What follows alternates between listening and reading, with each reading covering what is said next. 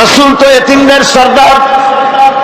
পৃথিবীর কোন এতিম যেন বলতে না পারে নবীজি আমার ব্যাপারে কি বলবেন, আমি তো এতিম মানুষ, আর তিনি আমার ব্যাপারে কিভাবে আমার দরদ বুঝবেন। নবীজিকে আল্লাহ পাক কেমন এতিম বানালেন, সমস্ত দুনিয়ার এতিমদের সর্দার বানালেন। মায়ের পেটে যখন তিনি ছিলেন, 6 মাসের সময় মায়ের পেটে থাকাকালীন বাপের এতিম হয়ে গেলেন। যখন প্রসব বেদনা শুরু হয়েছে মায়ের, দুনিয়ায় যখন তিনি আসবেন, হযরতে আমেনা ঘরের ভিতরে বসে তার অবস্থাটা কি, এই সন্তান পৃথিবীতে আসতে পারে যিনি সবচাইতে বেশি খুশি হবেন তিনি তো আজ দুনিয়ায় নাই। মনের ভিতরে কত কষ্ট। আল্লাহ রাব্বুল আলামিন তার হাবিবকে দুনিয়া আনলেন। রাসূলের দাদা ঘরের সামনে তাঁবুর সামনে দাঁড়ায়া তায়েফ থেকে আগত সাদিয়া গোত্রের লোকদেরকে বলতেছেন, এই ঘরের ভিতরে একটা এতিম বাচ্চা আছে, বেশি টাকা করি দেওয়া যাবে না, যদি দয়া হয় নিয়ে যাও। গরিব মানুষ, এতিম মানুষ দেখে শুনে কেউ আর নিতে চায় না। সবশেষে এলেন ভাগ্যবতী মেয়ে, ভাগ্যবতী মহিলা হযরতে হালিমাতুস সাদিয়া। তিনি এসেছেন, কোন ছেলে পেলে পায় নাই, সকলের শেষে তিনি এসেছেন। আব্দুল মুত্তালিব বলছেন, এই ঘরের মধ্যে একটা এতিম বাচ্চা আছে, দয়া হলে নিয়ে যেতে পারো। তিনি স্বামীর সঙ্গে পরামর্শ করলেন, এরপরে বললেন যদি দেখতে অন্তত ভালো হয়, মন যদি ভালো লাগে নিয়ে যাব, একেবারে খালি হাতে ফিরে যাওয়ার চাইতে তো ভালো। হযরতে হালিমা বলেন, আমি ঘরের মধ্যে প্রবেশ করলাম, মা আমিনার কোল থেকে শিশু মুহাম্মদ সাল্লাল্লাহু আলাইহি ওয়াসাল্লামকে যখন আমি কোলে নিলাম, আমি হুজুরের চেহারার দিকে নজর করে দেখলাম, আমার কাছে মনে হলো যেন পূর্ণিমার চাঁদটা আমার কোলে ধরা দিয়েছে। রাসূল কি শিশু মুহাম্মদ সাল্লাল্লাহু আলাইহি ওয়াসাল্লাম কি যখন নিয়ে বাড়ির দিকে রওনা হলাম, যে গাধা আমার সকলের পেছনে এসেছে সেই গাধা এখন সকলের আগে ছুটে চলে যায়। এরপরে বাড়ি যখন নিয়ে গেলাম, কুয়ায় পানি বাড়লো, গাছে ফসল বাড়লো, খেজুর গাছে খেজুর বাড়তে লাগলো, জমিনে ফলন বেড়ে গেল। রাসূলের দুধ বোন সাইমা রাসূলকে নিয়ে মুহাম্মদ সাল্লাল্লাহু আলাইহি ওয়াসাল্লাম তাকে দোলনা নিয়ে দোল দিতেছে। কি আশ্চর্য অবস্থা! সাইমা তাকে দোল দিচ্ছে আর বলতেছে, বেঁচে থাকুক মুহাম্মদ সাল্লাল্লাহু আলাইহি ওয়াসাল্লাম, সে দীর্ঘজীবী হোক। কবি লিখতেছেন, কি আশ্চর্য কথা, বেদুইন বালিকা কারে নিয়ে দোল দেয় সে কি তা জানে? বিশ্বনবী মুহাম্মদ রাসূলুল্লাহ সাল্লাল্লাহু আলাইহি ওয়াসাল্লাম এভাবে এতিম অবস্থায় জীবন তার শুরু হলো। যখন তিনি ফিরে এলেন 6 বছর বয়সের সময়, যখন মায়ের কাছে তিনি ফিরে এসেছেন, প্রতিদিন তিনি খেলা দেখতে যান ময়দানে। ইতিহাসের মধ্যে লেখা হয়েছে, মা প্রতিদিন সন্ধ্যার সময় তাকে ফিরে পান। আজকে সন্ধ্যা হয়ে গেছে, শিশু মুহাম্মদ সাল্লাল্লাহু আলাইহি ওয়াসাল্লাম বাড়ি ফেরেন না। কারণ কি, কেন বাড়ি ফেরে না? সন্ধ্যার দিকে তিনি চলে গিয়েছেন পাহাড়িয়া ময়দানে, যে দেখেন ধুধু করতেছে চতুর্দিকে, সন্ধ্যা হয়ে গেছে, অন্ধকার হয়ে গেছে, কোনো ছেলে পেলে নাই, কেউ নাই। পাহাড়ের পাদদেশে বসে শিশু মুহাম্মদ সাল্লাল্লাহু আলাইহি ওয়াসাল্লাম কাঁদতেছেন। মা প্রশ্ন করলেন, বাবারে সন্ধ্যা উত্তীর্ণ হয়ে গেল, কেন একা একা বসে বসে কাঁদো? তিনি বলছেন, মাজি আজ কদিন খেলা দেখতে আসলাম ময়দানে, প্রতিদিন দেখি যখন সন্ধ্যা হয়ে যায় মুরব্বী শ্রেণীর কিছু লোক আসে, ছেলেকে নাম ধরে ডাক দেয়, ছেলেরা দৌড়ে তার বাবার কাছে চলে যায়, আর বাবা ছেলেকে কোলে নিয়ে মুখে চুমা দিয়ে বাড়ির দিকে নিয়ে যায়। আমি আজ কদিন পর্যন্ত এই ময়দানে এলাম, কোনদিন সন্ধ্যা বেলায় তো কেউ এসে আমাকে মুহাম্মদ বলে একটা ডাক দিল না। আমার আব্বা কি নাই? আল্লাহ রাব্বুল আলামিন বলেন, আলাম ইয়াজিদকা ইয়াতীমান ফাআওয়া, এরকম এতিম অবস্থায় পেয়ে আমি কি আপনাকে আশ্রয় দেই নাই? আপনাকে আমি পেয়েছি এতিম অবস্থায়, এরপরে আমি আপনারে আশ্রয় দিলাম। ওয়া ওয়াজাদাকা দাল্লান ফাহাদা, এরপরে আমি আপনাকে পথ হারা পেলাম, আমি আপনাকে পথের দিশা দিয়া দিলাম। ওয়া ওয়াজাদাকা আইলান ফাআগনা, এরপরে আমি আপনাকে দরিদ্র অবস্থায় পেয়েছি, তারপরে আমি আপনার দারিদ্র মুক্ত করেছি আপনাকে। সুতরাং ফাআম্মাল ইয়াতীমা ফালা তাকহার ওয়া আম্মাস সাইলা ফালা তানহার ওয়া আম্মা বিনি'মাতি রাব্বিকা ফাহাদ্দিস।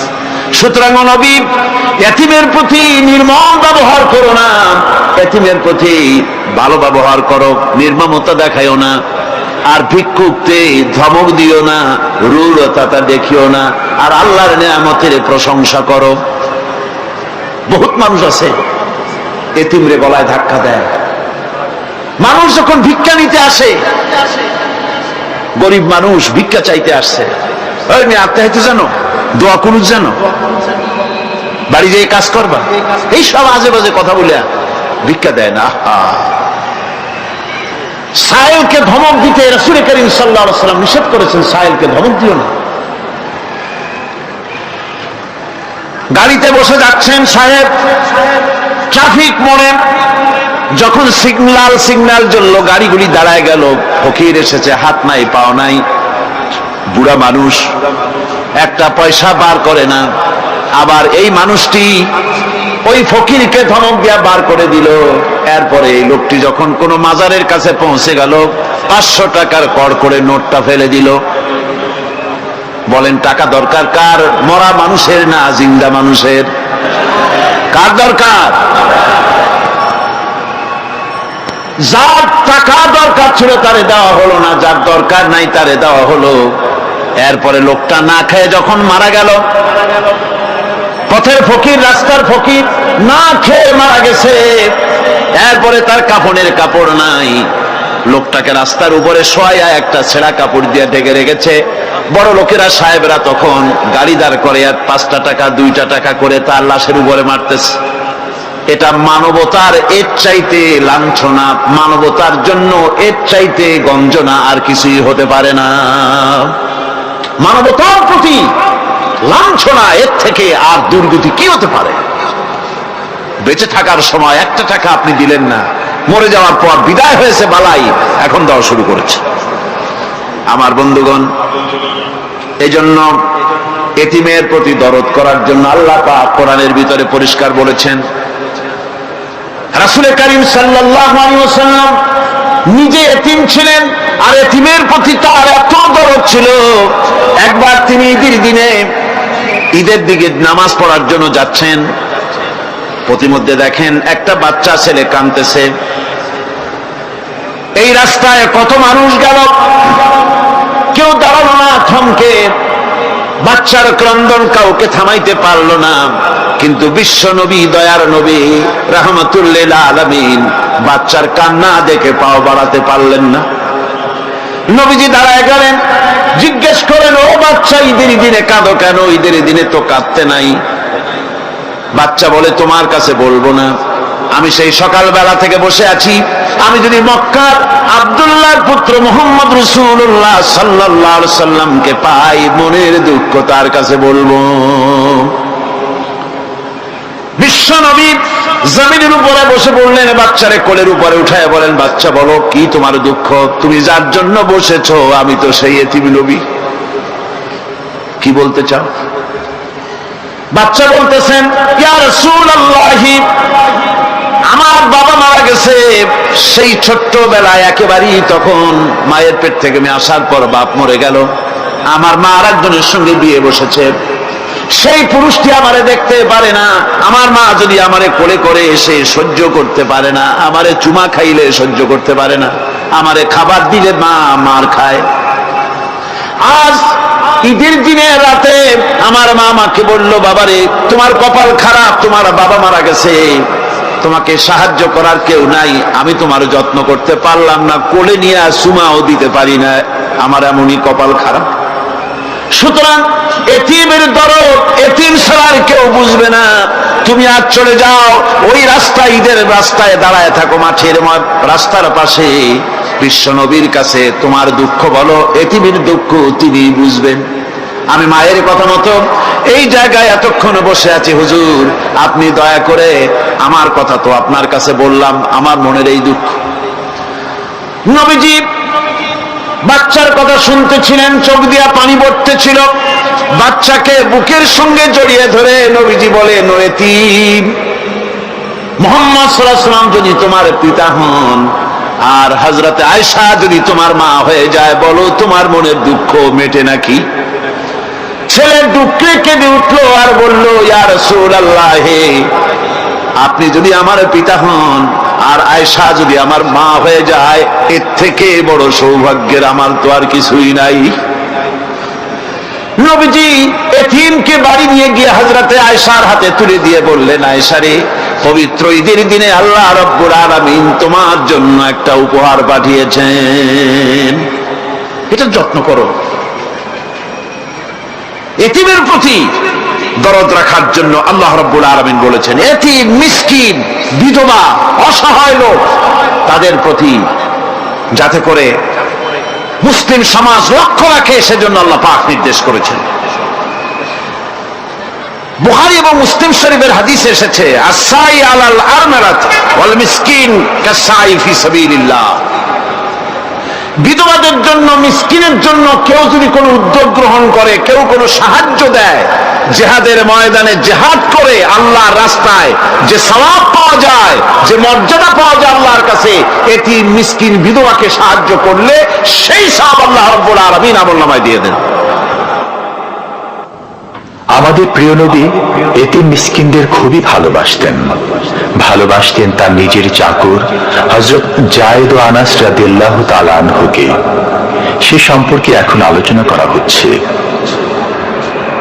তার চরিত্রই প্রমাণ করে নবীদেরকে বায়নাত দেওয়া হয়েছে, এমন চরিত্র, আচার আচরণ দেওয়া হয়েছে যাতে করে লোকেরা অভিভূত হয়ে যায়, আকৃষ্ট হয়ে যায়।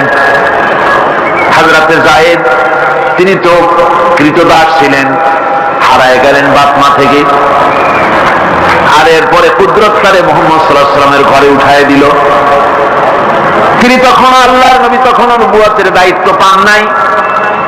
যায়েদের পিতার কাছে খবর হয়ে গেল, যায়েদ আছে রাসূলের বাড়িতে, মুহাম্মদ সাল্লাল্লাহু আলাইহি ওয়াসাল্লামের বাড়ি মক্কায়। তারা এসে হুজুরের সঙ্গে দেখা করে বললেন, মুহাম্মদ সাল্লাল্লাহু আলাইহি ওয়াসাল্লাম, জানতে পেরেছি আপনার কাছেই আমাদের ছেলে যায়েদ আছে, মেহেরবানি করে তাকে আমাদেরকে ফিরায় দেন। হুজুর বলেন, যায়েদ যদি তোমাদেরকে চিনতে পারে আর যদি যেতে চায়, আমার পক্ষ থেকে কোনো আপত্তি নাই, অবশ্যই যাবে।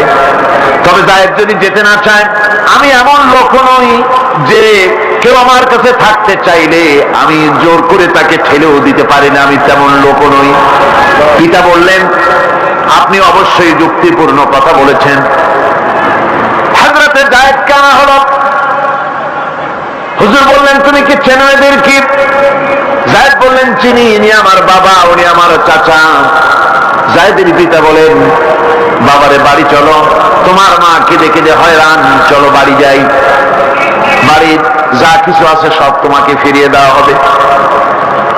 হযরতে যায়েদ বলতেছেন, পিতা,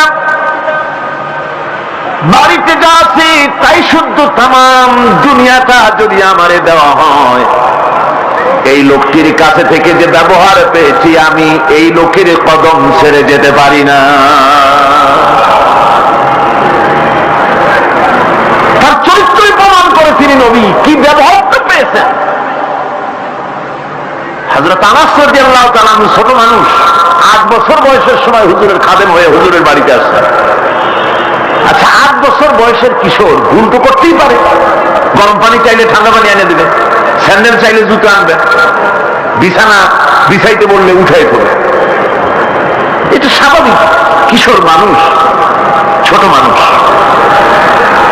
এবার শুনুন, বাইয়ানাত কারে বলে? নবীদের বাইয়ানাত আল্লাহ যে দিয়েছেন সেটা কি জিনিস? সেটা হলো উন্নত মানের চরিত্র, তার ব্যবহার ওঠা বসা যা দেখলে মানুষ বুঝতে পারে তিনি আল্লাহর নবী।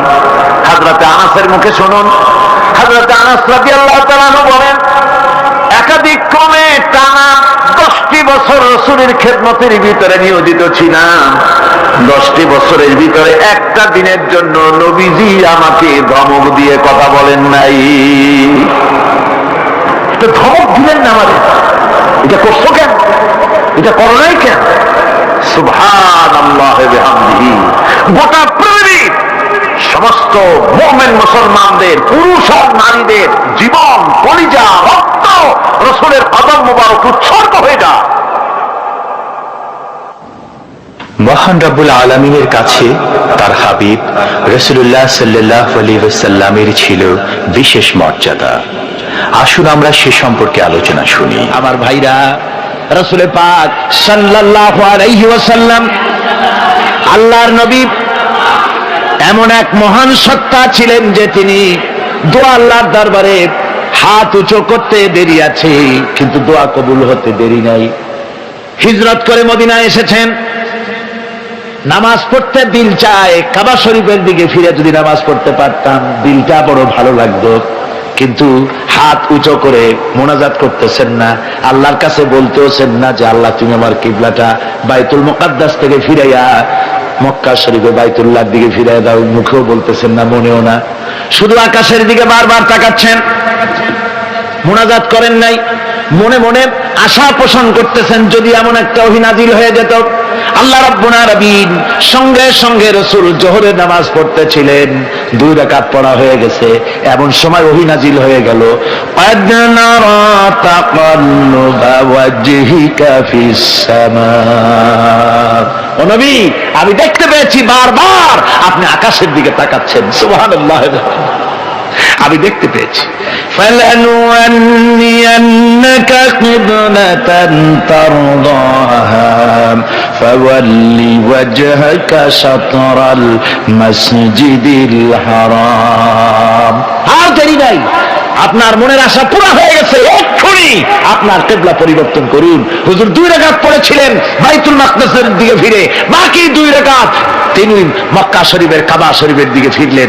আজও পর্যন্ত সেই মসজিদ আছে, সাক্ষ্য দিচ্ছে নবীর কথা কিভাবে মঞ্জুর হয়। মসজিদে কিবলাতাইন মদিনা মুনাওয়ারায় সে মসজিদ আজও আছে।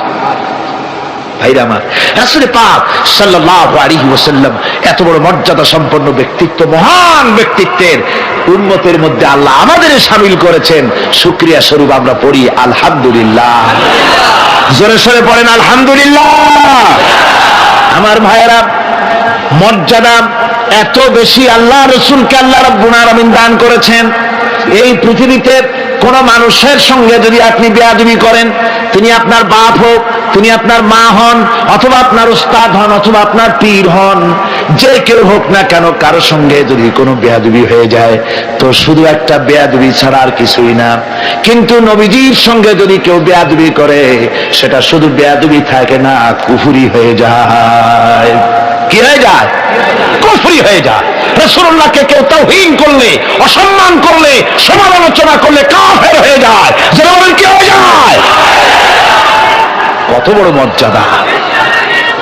রাসূল পাক সাল্লাল্লাহু আলাইহি ওয়াসাল্লাম, তার সামনে সাহাবায়ে কেরাম বসা, হুজুর কথা বলছেন, সাহাবায়ে কেরাম তারাও কথা বলছেন। কথা বলতে বলতে এক পর্যায়ে সাহাবীদের গলার আওয়াজ বড় হয়ে গেছে, হুজুরের গলার আওয়াজ শোনা যায় না, সাহাবীদের গলার আওয়াজটা বড় হয়ে গেল। আল্লাহ রাব্বুল আলামিন এতটুকু বরদাস্ত করলেন, আমার নবীর গলার আওয়াজের চাইতে তোমাদের আওয়াজ বড় হলো কেন? সঙ্গে সঙ্গে ওহী নাজিল হয়ে গেল। আল্লাহ রাব্বুল আলামিন বলেন, ইয়া আইয়ুহাল্লাযীনা আমানু লা তারফাউ আসওয়াতাকুম ফাওকা সাওতিন নবী। ও বিশ্বাসীরা, খবরদার, তোমরা যারা ঈমান এনেছো শোনো, তোমাদের গলার আওয়াজ যেন আমার নবীর গলার আওয়াজের চাইতে বড় না হয়ে যায়। যদি তা হয়, আনতাহবাতা আমালুকুম, জীবনের সমস্ত ভালো কাজগুলি আমি আল্লাহ বরবাদ করে দেব। আজ পর্যন্ত এই আয়াতে কারিমা রাসূল পাক সাল্লাল্লাহু আলাইহি ওয়াসাল্লামের রওজায়ে আতহারের সামনে সবুজ সাইনবোর্ডের উপরে সোনার অক্ষর দিয়ে এই আয়াতে কারিমা লেখা রয়েছে সুবহানাল্লাহ। সর্বকালের সর্বযুগের সর্বশ্রেষ্ঠ মহামানব, সর্বশ্রেষ্ঠ বিশ্বনবী, আল্লাহর পরে যার মর্যাদা, তিনি হচ্ছেন মুহাম্মদ রাসূলুল্লাহ সাল্লাল্লাহু আলাইহি ওয়াসাল্লাম। রাসূলুল্লাহ সাল্লাল্লাহু আলাইহি ওয়াসাল্লামের প্রতি মহান আল্লাহর ভালোবাসার অন্যতম নিদর্শন হচ্ছে মেরাজ। এর মাধ্যমে আল্লাহ রাব্বুল আলামিন তার বন্ধুকে নিজের সান্নিধ্যে নিয়েছিলেন। এখন আমরা শুনব সেই মেরাজের কাহিনী। দুলির ধরা থেকে রাসূলকে আরশে আজিমে নিয়ে যাওয়া হবে। বোরাক এলো। বোরাক হচ্ছে বারকুন থেকে উৎপত্তি। এর অর্থ হচ্ছে বিজলি, বৈদ্যুতিক গতি সম্পন্ন, ঘোড়ার চাইতে ছোট, খচ্চরের চাইতে বড়, এই জাতীয় একটা প্রাণীর মতো হযরতে জিবরাইল নিয়ে আসলেন। আমাদের দেশে কারো কারো বাড়িতে আয়নায় বান্দানো থাকে এই ছবিটা। ঘোড়া আছে, দুইটা ডানা আছে, মাথাটা মেয়ে লোকের মতো, চুলগুলো ঝুলে পড়ছে, নিচে লেখা আছে হাজা বুরাকুন নবী সাল্লাল্লাহু আলাইহি ওয়াসাল্লাম। আন্দাজে কোথায় পাইছে আল্লাহ, মিথ্যে কথা, বাজে কথা। আল্লাহ এরকম একটা মেয়ে লোক মার্কা ঘোড়া পাঠাইছিল হুজুরকে নেওয়ার জন্য, এটা কথা হইল। রাসূলকে মক্কা থেকে, উম্মে বাবে উম্মে হানি থেকে হুজুরকে বের করে নিয়ে যাওয়া হলো বাইতুল মাকদাসে। সমস্ত পয়গম্বর, দুনিয়া আল্লাহ যাদের পাঠিয়েছিলেন, সমস্ত রূহ উপস্থিত ছিল সেখানে। রাসূল করিম সাল্লাল্লাহু আলাইহি সাল্লাম এখান থেকে মেরাজ করলেন। এতটুকু ছিল ইসরা। কোরআনে কারীম বলছে, আজকের কারি সাহেব যেখান থেকে তেলাওয়াত করেছিলেন, সুবহানাল্লাযী আসরা বিআবদিহি লাইলাম মিনাল মাসজিদিল হারামি ইলাল মাসজিদিল আকসা। সুবহানাল্লাযী, সমস্ত দুর্বলতা অক্ষমতা থেকে মুক্ত সেই সত্তা যিনি তার বান্দাকে ইসরা করিয়েছেন, মেরাজ করিয়েছেন। সুবহানাল্লাহ। সমস্ত দুর্বলতা অক্ষমতা থেকে মুক্ত তিনি পার করে নিয়ে গিয়েছেন। তারপরে মুহূর্তের ভিতরে মহাশূন্য পাড়ি দিয়ে, সেই মহাশূন্য মানে কি? এইখান থেকে সূর্য কত দূরে জানেন না? 9,30,00,000 মাইল দূরে এখান থেকে সূর্য। সেই সূর্য, তারপরে রয়েছে গ্যালাক্সি, মিল্কি ওয়ে, গ্রহ নক্ষত্র, সে যে কত দূরে, যে সমস্ত তারকা, এমন বহু তারকা আছে যে তারকা সৃষ্টির পর তার আলো পৃথিবীর মাটি আজ পর্যন্ত স্পর্শ করে নাই, অথচ আলোর গতি প্রতি সেকেন্ডে কত মাইল? 1,86,000 মাইল। এই 1,86,000 মাইলের সেকেন্ড, এর মিনিট, এর ঘন্টা, এর দিন, এর সপ্তাহ, এর মাস, এর বছর, এটাকে বলা হয় লাইট ইয়ার, আলোকবর্ষ।